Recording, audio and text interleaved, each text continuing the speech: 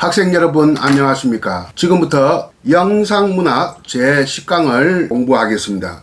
여러분 이제 비대면 수업도 오늘과 더불어 이제 두 강좌가 남아 있습니다. 마지막 제11강은 교재와 상관없는 특강을 한다고 내가 미리 예고를 했습니다.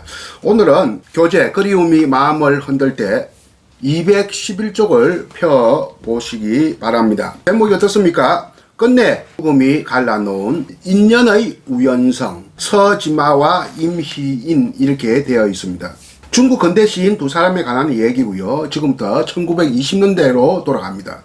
그러니까 지금으로부터 한 100년 전의 중국 이야기가 되겠습니다. 한 사람은 서지마, 한 사람은 임희인, 남자와 여자입니다. 서지마를 중국 발음으로 표기하면 시즈모가 되고 임휘인은 린후이인이 됩니다. 그런데 이 두 사람은 신중국, 그러니까 사회주의 중국 이전의 사람이기 때문에 1949년 이전의 사람이기 때문에 그냥 한자음으로 발음하는 것이 바람직하다고 생각됩니다. 그래서 지금부터는 서지마, 임휘인 한자음 발음대로 하도록 하겠습니다. 역시 모택동, 주얼레, 손문, 장계서 뭐 그런 식으로 한자음 발음대로 지금 중국 사람 언란에 발음을 하고 필요할 때는 지금 현재 중국음을 제가 말을 하겠습니다. 두 사람은 공통점이 있습니다. 서지마와 임휘인. 두 사람 다 재벌급의 부유한 집안의 출생이다. 재벌, 거의 재벌에 해당되는 사람입니다. 중국에서도. 지금 중국에서도 아주 잘 사는 사람은 아주 잘 사지 않습니까? 그리고 그 당시에 이미 100년 전에 미국 유학을 했던 사람입니다. 또 두 사람은 공통점은 문화하고 관계없는 사람입니다. 미국에서 서지마는 경제학을 했고 임희인은 건축학을 했습니다.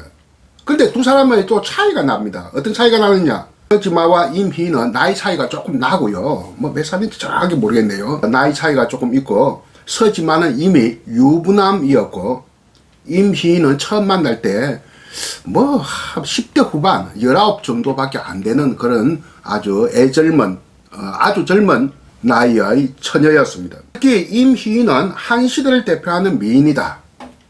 유명한 사람이니까 이렇게 미인이 될 수가 있죠. 미인이라고 하는 것은 사회적인 동의가 필요하지 않습니까? 사회적 노출이 안 된 사람은, 그러니까 대중에게 접할 기회가 없는 사람은 미인이라고 불리지가 않죠. 그 시대를 대표하는 미인이라고. 일제강점기의 조선의 미인 하면 무용과 최성희를 뽑습니다. 그 당시 여자와는 비교도 안 될 큰 키를 가졌고 아주 몸매가 쫙 빠져 있었고, 그러니까 무용을 했으니까. 신 김영란과 연애관계였다고 하는 말도 있지만 좀 더 살펴봐야 할 부분이고요. 일본 지식인들이 그녀의 춤에 매료되었고 그녀의 외모에 열광했습니다. 특히 노벨 문학상 받은 과바타 야스나리 같은 사람이 아주 요즘 말로 강평이었죠. 그런데 일제강점기에 최성희보다 미인인 여자가 좀 많았겠습니까? 이름 모를 기생들 하며. 그러나 임희인도 마찬가지입니다. 임희인도 그 당시에 중국에 얼마나 사람들이 많이 살았는데 임희인보다 미인인 사람, 평범한 사람 중에 미인 사람 엄청나게 많았을 거예요. 그러나 대중에 노출이 되지 않으니까 시대의 미인이라 꼽을 수가 없죠. 아무튼 임희인은 서지마와 나이 차이가 있었던 게 아버지하고 같이 영국에 가서 캠브리지 대학에서 만났는데 그 아버지하고 그 서지마는 나이 차이가 좀 있지만 서로 친구지간 비슷하게 이렇게 관계를 맺었거든요. 그러니까 아버지의 친구 같은 사람가 내가 생각하기에는 10살 정도 차이가 나는 것 같아요. 그런데 구원을 할 수가 없잖아요. 유부남이니까. 그러니까 보통 집안입니까? 아주 아버지가 서지마는 화력 발전소를 가지고 있는 큰 재벌인데요. 그래서 임희인이가 거절을 합니다. 내가 무엇이 부족해서 유부남의 첩으로 그 인생을 망쳐야 되겠습니까? 망치면서 살아가야 되겠습니까? 그 말을 했단 말이지. 그 말 듣는 순간 서지마는 마누라와 부인과 이혼해야겠다 하는 생각이 있었는데 그 당시에 이혼은 유교적 사회가 지배하는 사회니까 생각을 할 수가 없었어요. 근데 결국은 최초로 이혼을 하게 됩니다. 중국인 최초로 공식적인 이혼을 하게 되죠. 아버지가 격노합니다. 그리고 아버지는 아들과 어절합니다. 너 같은 아들 둔 적이 없다. 그러니까 학비도 이제 이때까지 전에 경제적 지원을 했는데 경제적 지원도 끊고, 나 유산은 어느 정도는 며느리에게 준다.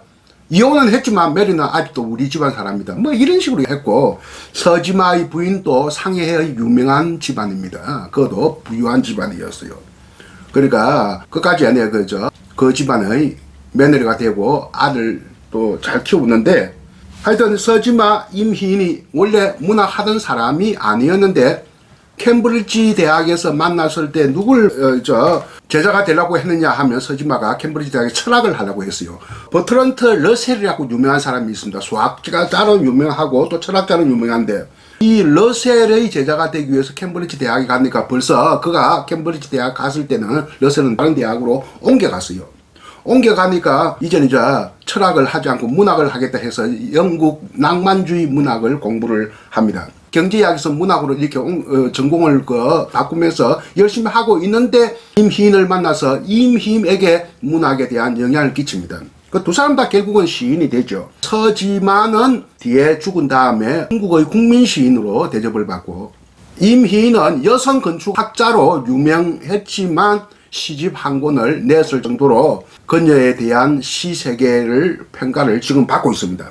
보세요. 212쪽 사진을 봅니다. 상단부에 이쪽에 위쪽에 보면 서지마 말쑥한 모습의 부잣집 기공자같이 생겼죠. 그 오른쪽에 좀 애띤 얼굴의 임희인이 모습이 보이는데 미인이죠. 두 사람이 연인인가 아닌가 하는 말은 지금도 많이 있습니다만, 우리나라 이 두 사람의 관계에 대한 최고의 전문가라고 할 수 있는 분은 연인 관계 맞다 이렇게 주장을 하고 있습니다. 그리고 이 두 사람이 헤어질 무렵에 이혼은 했고, 이혼하니까 또 결혼 해줄 줄 알았는데 결혼하지 않고 양계초라고 하는 유명한 근대 사상가가 있죠. 그 아들과 결혼을 하고 다시 미국으로 떠납니다. 그러니까 임희인은 서지마의 사랑을 사실상 거절했고, 문학적인 동료의 관계로서는 1924년까지는 두 사람의 관계가 유지되었었다. 그 직후에 임희인은 양계초의 아들과 결혼해서 다시 미국으로 가서 공부를 하게 됩니다. 218쪽에 사진 한번 보세요. 사진 보면 노벨 문학상 수상자 인도의 유명한 타고를 초청합니다. 누가 초청했냐면 서지마가 굉장히 존경을 했거든요. 이 사람이 상해에서 문학 활동할 때 문학 모임 클럽의 이름을, 그러니까 동인의 이름을 신월이라고 했거든. 초승달입니다. 이 신월이라고 하는 시집을 타고르가 내기 때문에 타고르의 영향을 잘 이야기해주고 있죠. 처음에 1910년대에도 타고르가 한번 중국의 초청을 받았습니다. 세계적인 석학 세 사람을 중국인들이 초청했어요. 처음에 초청한 사람은 버트란트 러셀. 중국에 초청해가지고 여기저기 돌아다니면서 철학 강연을 했는데 이 도통 무슨 말인지 모르겠다. 중국의 실정을 몰라로 이렇게 모를 수가 있나 하며 중국의 지식인들이 러셀에 대해서 실망을 하게 됩니다. 몽상가다. 꿈꾸는 사람처럼 느껴졌다. 그래서 러셀이 중국에서 마치 도망가듯이 가버립니다. 1년 만에 가버렸습니다. 초청을 해가지고 몇 년 초청을 받은 것 같은데 1년만 있다가 가버렸다. 인기가 시들하니까. 두 번째로 초청한 사람이 누구냐면 타고르였어요. 1910년대. 인도의 성인이 왔다고 처음에는 막 박수치고 야당 법석이었는데, 성인처럼 구니까 중국의 지식인들이 아주 자존심 상한 거예요. 저 정도의 성인은 중국의 산중에도 많고 중국의 골목에도 많다. 노신 같은 사람, 루신이라고 하죠. 노신 같은 사람은 타고르 말만 나오면 고개를 돌릴 정도였다. 그래서 타고르는 러셀보다 더 망신살이 뻗쳐서 급하게 인도로 돌아갔다. 세 번째 부른 사람이 유명한 존 두이이죠. 존 두이가 중국의 초청을 받았는데, 이 굉장히 실용주의 철학자 아닙니까? 굉장히 존 두이는 환영을 받았어요. 그래서 존두이는 무려 2년 3개월 머물면서 여기저기에 내가 중국 전역을 도시 초청을 받으면서 열광적인 어떤 열광하는 중국인들, 중국 지식인들 앞에서 강연을 했는데, 그 당시 주 언론은 프랑스에 가서 공부하고 있었는데 친구로부터 존두이 강의록을 이렇게 우편물로 배달받아 가지고 읽었을 정도였고, 호남성에 왔을 때는 모택동이가 귀를 기울이면서 한 글자로 빠짐없이 메모를 했다 하는 이야기가 있고, 뒤에 덩소평에도 영향을 끼친 것 같습니다. 덩소평의 그 실용주의 정치 노선이 멀리는 존두이까지 거슬러 올라갔는데, 존두이 그 제자들이 많았어요. 그 중에 가장 유명한 제자 두 사람이 호적이라고 하는 사람이 있어요. 호적 후스라고 하는데, 호적이라는 사람이 있고, 또 한 사람은 중국 20세기 최고의 철학자 펑유란이라고 하는 사람이 제자 중에서도 또 가장 우두선 제자다. 그 외에도 무슨 북경대 총장 했던 제자가 있고 뭐 여럿이 있었습니다. 이 제자들의 안내를 받아가면서 이 중국에 열광적으로 미국식 실용주의 정치 사상, 교육 사상을 전파하는데 크게 기여했다. 그런 수모를 당하고도 타고르는 다시 온 거예요. 선생님 꼭 또 와주세요 해가지고 두 번째 방중을 하게 됩니다. 누구? 타고르요. 그때 한번 보세요. 218쪽 사진. 왼쪽 사진에 보면 타고르가 앞에 앉아 있습니다. 그리고 타고르 약간 그 비슷한 옆에 젊은 처녀가 보이죠. 여자. 이 사람이 임희인입니다. 임희인 모습을 한번 보세요. 사진이 작아서 좀 뚜렷하지 않지만 굉장히 미인 같아 하는 여배우 같은 느낌입니다. 그리고 왼쪽 제일 끝머리에 말쑥하게 생긴 부잣집 도련님 같이 생긴 안경 쓴 사람이 바로 서지마입니다. 시지모입니다. 그리고 오른쪽 사진은 타고르와 서지마가 나란히 서 있는 장면이네요. 요게 1924년 5월달인데 이 직후에 임희인은 결혼을 해서 미국으로 떠납니다. 그리고 한 장 더 넘겨봅니다. 221쪽 한 펴 보세요. 민국시대. 민국시대는 1911년에서 1949년까지 주로 선문가 장개석이 지배하던 중국 시대. 우리나라 같으면 일제강점기에 해당하는 시대입니다. 중국의 민국시대는 1911년 신해혁명 때 청나라 천왕조가 타도되고 새로 생긴 공화정 시대인데요. 중국의 민국시대는 1911년에서 1949년 모택동이 중국을 사실상 통일을 한 그 때까지, 그러니까 38년간의 기간을 민국시대라고 합니다. 민국시대의 최고 미인으로 손꼽히고 있는 221쪽 흑백 사진을 봅시다. 같은 사람이죠. 시인 임희인입니다. 정말 그저 미인이라고 하는 생각이 들 만큼 아주 미모가 출중하네요. 임희인에 대한 어떤 사랑은 거의 뭐 짝사랑으로 끝났다 해도 과언이 아닌데, 서지마의 시 한 편 볼까요? 이것은 우연이라고 하는 시인데, 이 시가 중국의 대중가요로도 굉장히 유명합니다. 국민적인 대중가요라고 할 수 있어요. 대충 읽어보면 이렇습니다. 나는 하늘 속의 조각구름 하나여 그대 일령이는 마음에 우연히 비추어도 의아하게 이상하게 생각지 말아요. 게다가 기쁨에 가득 찰 것도 없고요. 순식간에 감쪽같이 사라지니까요. 그대와 난 어두운 밤바다 위에 만났지만 그대에겐 그대의, 내겐 내 갈 길이 있으니 그대가 날 기억해도 좋겠지만 잊어버리는 게 가장 좋겠지요. 우리가 만날 때 서로 마주한 환한 빛도요. 나는 하늘 속의 조각구름 하나예요. 시가 굉장히 유명한 시입니다. 노래도 굉장히 유명하고요. 이 시에 대한 설명들은 222쪽, 223쪽 이렇게 자세히 설명이 되어 있으니까 여러분들은 한번 안에 살펴봐 주기를 바라고요. 특히 우리나라에서도 유명한 홍콩의 배우 천추사가 이 노래를 1970년대 불러가지고 굉장히 유명했습니다. 229쪽 한번 보세요. 229쪽의 사진을 보면 임희인과 서지마가 나란히 서 있는 장면이 있는데, 이 사진만 두고 볼 때는 두 사람이 연인 같아 하는 생각은 들긴 합니다. 서지마의 또 유명한 시 중에서 제별강교라는 시가 있습니다. 캠브리지 대학을 다시 떠나며, 캠브리지를 강교라고 했네요. 강자, 편안할 강자인데 한자로 쓰면 이것을 중국말로 읽으면 캠에 가까이 발음되는 것 같습니다. 캠브리지 할 때 브릿지가 바로 다리 아닙니까? 그래서 강교라고, 재벌 강교. 그 캠브리지를 다시 떠나며, 이것이 캠브리지 대학, 나도 한번 가봤습니다만 이걸 놓쳐버렸어요. 그게 C1부가 12가 캠브리지 교정에 세워져 있습니다. 229쪽 오른쪽 사진을 보면 그렇게 되어 있죠. 이 시를 최초로 번역한 사람은 일제강점기의 시인인 이육사, 여러분 이육사 알지 않습니까? 이육사, 내 가는 이 밤은 강교도 말이 없네, 서럽고 서럽게 나는 가고 말리라. 뭐 이런 안에서 우리말로 번역해서 발표한 적이 있습니다. 어때요? 그런데 임희인 부부가 다시 중국으로 돌아와서 이제 강의를 맡았는데, 북경과 심양을 오가면서 강의를 했는데, 심양이 그 만주 지역이거든요. 북경도 거의 만주에 가깝지 않습니까? 그 사람들 다 중국 남쪽 지방 사람들인데, 물론 안에 서지마도 마찬가지입니다. 북쪽에서 생활하다 보니까 굉장히 안에 추위에 못 이기겠거든요. 그래서 병이 들었어요. 이 병이 들었을 때 서지마가 오랜만에, 뭐 거의 안에 뭐 1700년 만입니까? 병문안을 가서 굉장히 안에 환대를 받았습니다. 뭐 이렇게 찾아와줘서 고맙습니다 하면서 병문안을 간 적이 있습니다. 그리고 남쪽으로 내려가 있다가 임희인이 무슨 안에 대중들 앞에서 건축에 관해서 연설을 한다고 하는 편지를 받고 와서 안에 좀 들어줄래요 했는데, 그 비행기 타고 상해에서 북경 가는 데서 비행기 추락 사고가 나가지고 젊은 나이에 서지마는 죽습니다. 아주 아쉬운 이야기가 되겠죠.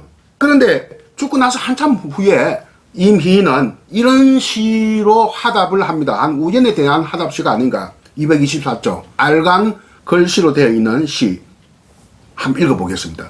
이 세상을 잊어버려요. 당신도 누군가를 애도하는 것도 사랑했던 것도 낙엽처럼 다 떨어져 버리고 잊어버려요. 이 눈물방울 속의 감정은 그날이 되면 모두 사라지리니 한 줄기 빛 스치는 바람보다 더 작은 흔적. 당신도 나를 잊어버려요. 내가 이 세상에서 살아있음을 잊어버려요. 이렇게 임희인이 시를 썼다고 하는데, 죽은 사람에게 날 잊어버리라고, 그래서 편하게 저 세상에서 쉬고 있으라고, 뭐 이렇게 한 내용의 시입니다.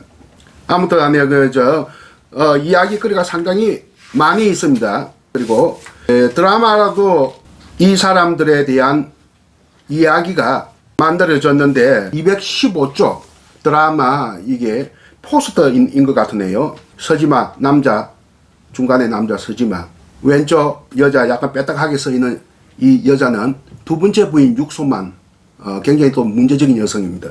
아래쪽에 오른쪽 아래에 있는 사람이 임휘인, 등 뒤에 여자, 좀 점잖게 생긴 여자가 본부인 장씨 부인이다. 그 외에도 또 여성 관계가 있는데, 그냥 그야말로 이성적 여성 관계가 아니라 그야말로 친구, 마음과 마음이 통하는 친구로서의 어떤 여성 관계 한 사람이 있습니다. 그 정도 이야기를 하고요. 그 다음에 232쪽은 일본의 그 국민시인 기타하라 하쿠스의 첫사랑에 대한 이야기인데, 이것도 재미가 있습니다. 읽어보면 재미가 있고요. 그리고 241쪽 박제3의 울음이 타는 가을강은요, 이것은 대체하겠습니다. 유튜브 강의한 것을 같이 올리겠습니다. 이 강의 끝나고 나서 여러분들이 듣기를 바랍니다. 그리고 넘어갑시다. 257쪽에 여자 사진, 대만의 국민 가수 덕여군의 모습입니다. 이 사람도 좀 일찍이 죽었죠. 서지마처럼. 천민밀이라고 하는 노래가 유명합니다. 이 노래 말입니다. 우리나라에 소개되어 가지고 원래는 이 노래가 천민밀이 원래는 인도네시아 민요인데, 이것을 중국적인 음식을 가미해서 재탄생시켜서 영화의 주제가로 사용되었다가, 그리고 덕여군이 죽고 우리나라에 영화가 소개되고 노래가 소개되어서 번안곡으로 만들어졌습니다. 1990년대 두리안이라고 하는 여성 보컬 두 사람이죠. I'm Still Loving You 라고 하는 햇살 같은 그대는 나의 빛 하는 이런 노래로 시작되는 번안곡이 있었고요. 영화로 이 노래가 유명해졌다. 노래말 한번 읽어볼게요. 달콤해 내 미소가 달콤해 봄바람 속에 마치 피어나는 꽃처럼 어딘가 어디선가 널 보아서 내 미소가 이다지 나디건데 잠깐 생각나지 않았지. 아 그래 꿈속이었어. 꿈속에서 널 보았지. 부드러운 미소 정말 달콤했지. 너였어. 꿈속에서 본 사람 바로 너였어. 어딘가 널 보았지. 내 미소가 이다지 낫 이건데 잠깐 생각나지 않았지. 아 그래 꿈속이었어. 유명한 노래죠. 중국말로 부르면 텐민미 리사도 텐민미 할상후월 카이자 주엔풍리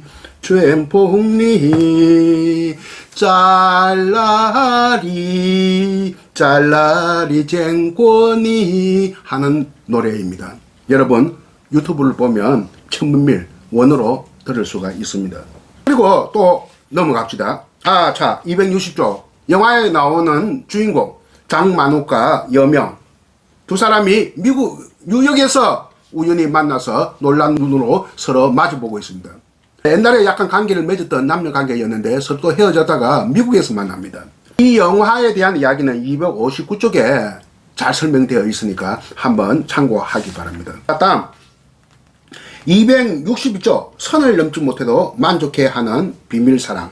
겨울벚꽃이네요. 겨울벚꽃이 있을까요 없을까요? 다들 없다고 생각하는데 겨울벚꽃이 핍니다. 있습니다. 아주 희귀하죠. 실제로 피긴 핍니다. 일반적이지 않고 아주 특별한 경우라고 할 수 있겠고요. 여기에 있는 사랑 역시도 일반적이지 않고 아주 특별한 사랑. 여러분들에게는 여러분들의 정서에는 맞지 않는 사랑입니다. 중년의 사랑이고요. 참 여러분들에게는 외계인 같은 사랑, 이질적인 느낌이 들 거란 생각이 드는 그런 사랑이다. 두 사람의 사랑 관계는 중년이고 혼외의 사랑이다. 결혼 밖의 사랑인데 그렇지만 불륜의 사랑은 아닌 것 같아. 여러 가지 정황을 미루어 봐서 40대나 50대 두 남녀가 서로 친구처럼 만나서 이야기하고 헤어지는 그런 어떤 찻집에서 만나서 세상 돌아가는 이야기하는 265쪽 한번 읽어볼까요? 시가 상당히 좋습니다.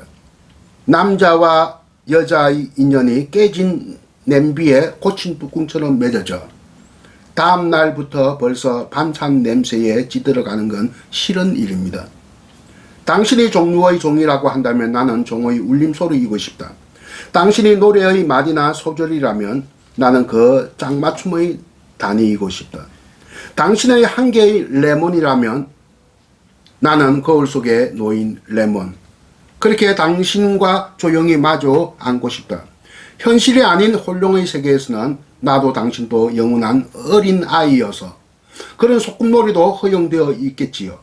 눅눅한 이불 냄새가 감도는 눈꺼풀처럼 무거운 차양이 드리워진 한 지붕 아래 살 수 없다고 해서 무엇을 슬퍼할 필요가 있을까요? 보세요. 왕과 왕비를 본던 인형처럼 우리가 나란히 앉아있던 귀한 자리 거기만 환하게 저물듯 말듯해 끊임없이 벚꽃잎이 흩날리고 눅눅한 이불 같으면 일본에서는 흔히 있는 일입니다. 왜? 일본이 습도가 높기 때문에요. 그래서 항상 이불을 말리죠. 이불을 말릴 때 몸 닿는 부분을 이렇게 바깥으로 합니다. 어때요? 우리가 나란히 앉아있는 자리가 이런 자리입니다. 보세요. 268쪽에 외도달 일본말로는 다탐이라고 하고 우리는 보통 다담이라고 합니다. 이런 데서 앉아서 차를 마시면서 지금 얘기를 하고 있다는 건데 얘기가 끝나면 또 헤어지겠죠. 겨울벚꽃 270종 내가 아담이라 하는 곳에 가서 찍은 2월 10일 겨울날에 찍은 벚꽃입니다. 아타미 사쿠라. 아타미는 한자로 열해라고 해서 뜨거운 바다. 왜? 온천으로 유명하거든요. 도쿄인들이 생각한 휴양지의 상징이었습니다. 요즘도 도쿄에서 중심가에서 한 40분 정도 전철 타고 가면 도달할 수 있는 전철 교외선으로 내가 한번 가봤습니다. 한 40분 걸리거든요. 아주 아름답고 오붓하고 온천으로 유명한 곳인데요. 내가 2번 갔습니다. 거기에 겨울날에 겨울 벚꽃이 피고 있어서 아주 진기하다고 해서 이렇게 사진으로 찍어봤습니다. 이 겨울 벚꽃으로 상징되는 중년 남녀의 혼외의 비밀사랑, 미래라고 하죠. 이것을 소재로 한 시가 바로 겨울사랑입니다. 어때요? 여러분한테는 잘 정서적으로 맞지 않겠죠? 그 다음에 272쪽 성냥불로 타오르는 조용한 불꽃사랑. 앞에서는 혼외의 비밀사랑을 노래한 시라고 한다면 여기에 나오는 시는 부부간의 사랑, 부부애를 소재로 한 그런 시라고 할 수 있겠습니다. 이 시가 반영된 영화가 한 5년 전에 만들어졌는데요.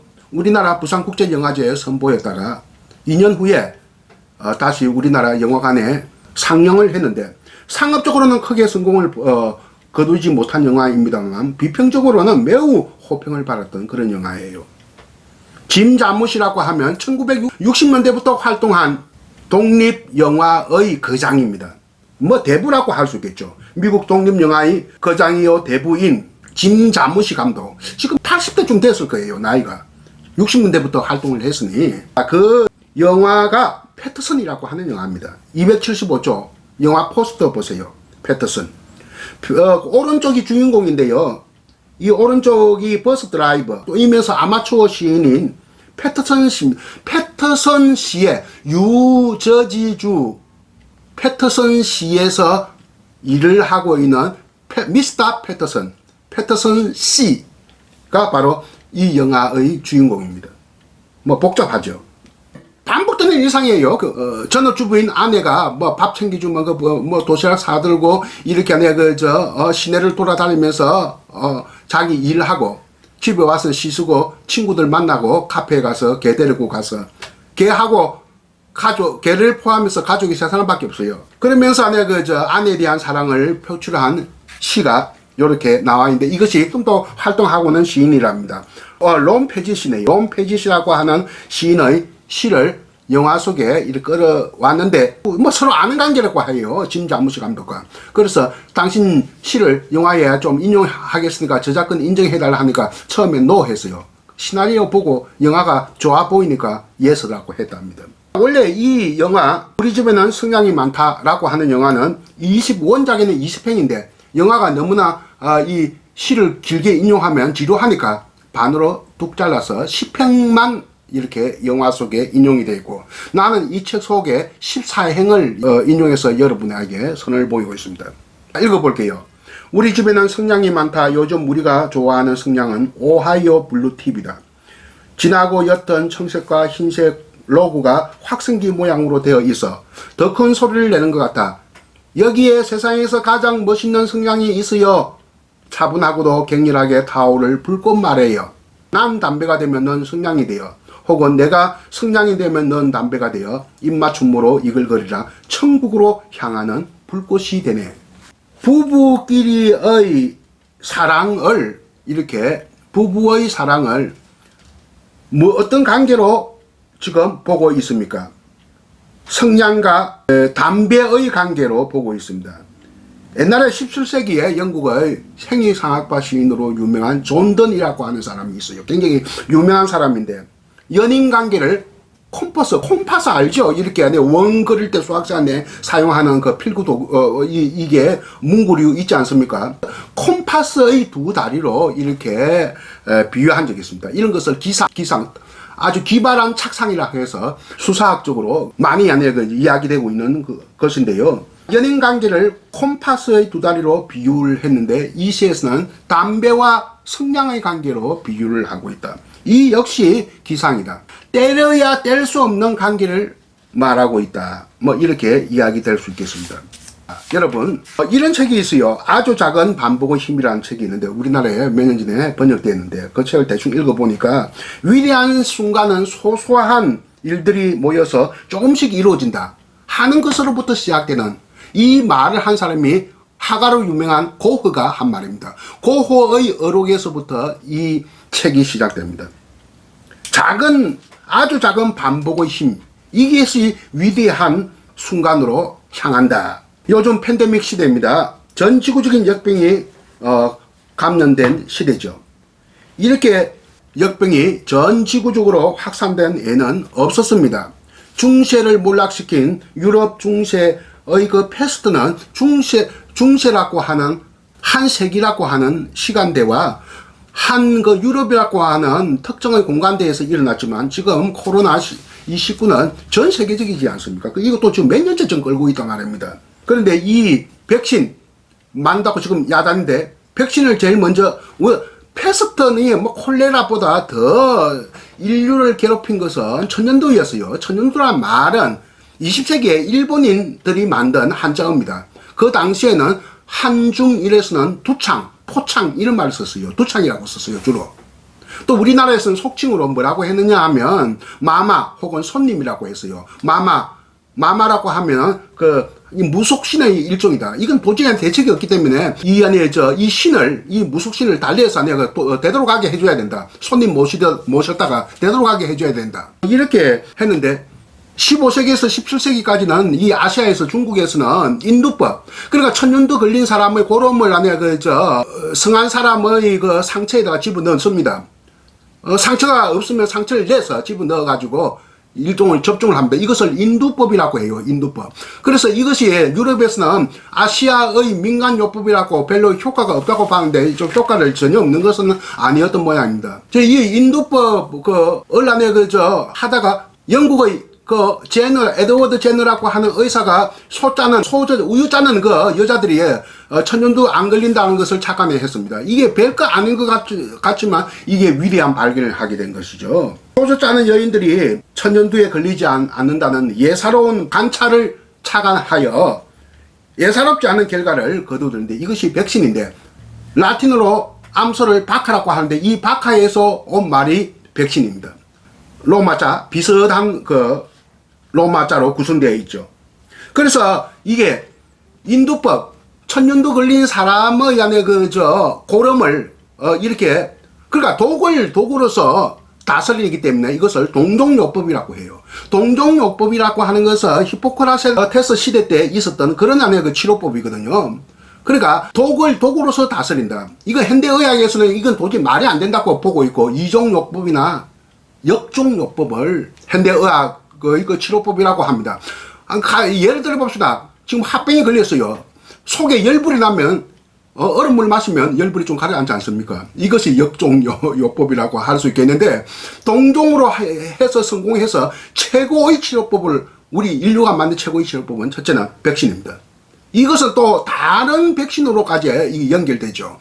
백신이 1등, 항생제가 2등, 3등이 아스피린 이 정도 되거든요. 2등, 3등이야 역종이지만 역시 그렇게 우습게 봤던 백신이 동종요법도 이렇게 우리 인류의 변화에 큰 역할을 했다 하는 것을 이야기할 수 있겠고요. 이 안에 우연한 관찰 하나가 별 볼일 없는 관찰 하나가 소소한 일이 바로 전지구적인 역병에 시달리는 인류를 구원했을 정도다. 우리나라 실학자 정약용, 박제가도 우두법을 알긴 알았어요. 우두법. 그러니까 천년도 걸린 소로부터 이 고름을 안에 이게 추출하는 것까지는 알았어요.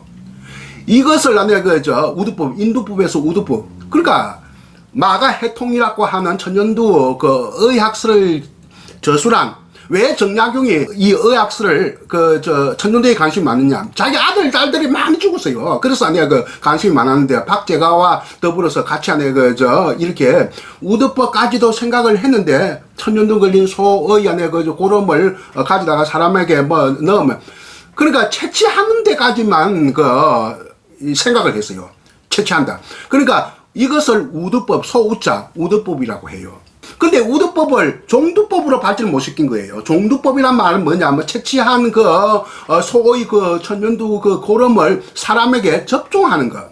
접종한 데에서 종두법이거든요. 접종시키는 기술까지는 그로부터 100년 이후에 지석영에 의해서 완성이 됩니다. 천년두는 우리나라 6.25 때 또 한 번 창궐을 했어요. 한국전쟁 때. 4만 명이 걸렸는데 한 11,000명이 죽었습니다. 그때가 제일 안에 그 이후에 제일 많이 걸렸습니다. 그 전쟁 때니까 얼마나 안에 환경이 엉망진창이었겠습니까? 그리고 1952년에는 10명밖에 안 걸렸어요. 그래서 갑자기 뚝 떨어지고 1976년에는 소말리아 병원의 한 요리사가 딱 마지막으로 걸렸는데 완치가 됐어요. 그리고 3년 후 1979년에 바로 선언을 합니다. 천년두 바이러스는 영원히 인류로부터 사라졌다. 그리고 함도 발견된 적이 없습니다.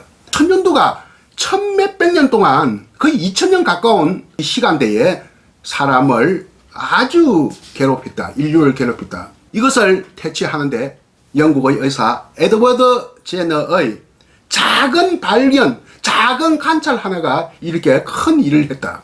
그래서 이게 패터슨 영화에 나오는 패터슨 시, 미스터 패터슨 씨가 이렇게 일상의 소소한 삶 속에서 시를 쓴다 하는 것은 작은 반복의, 아주 작은 반복의 힘이 아니겠느냐. 여러분 시 많이 쓰세요. 이것이 또 큰 일을 이루어낼지 모른다 하는 생각이 들고, 그리움이 마음을 흔들 때라고 하는 이 텍스트를 놓고 강의한 것은 지금으로서 마치겠습니다. 나머지 11강은요, 역시간에 이 역병과 전염병과 관련된 이야기를 하겠습니다. 알베르 까미의 페스트라고 하는 소설을 내가 특강을 하도록 하겠습니다. 그거 영상문학하고는 관계가 없습니다. 영화로 안 만들어졌으니까. 그것을 특별히 강의를 준비해서 여러분 제 11강으로 하고 12, 13, 14강은 대면으로 이렇게 수업을 하겠습니다. 그때는 주로 영상문학 자료를 많이 제시할까 그렇게 생각하고 있습니다. 여러분 이때까지 들어주셔서 고맙습니다. 안녕히 계세요.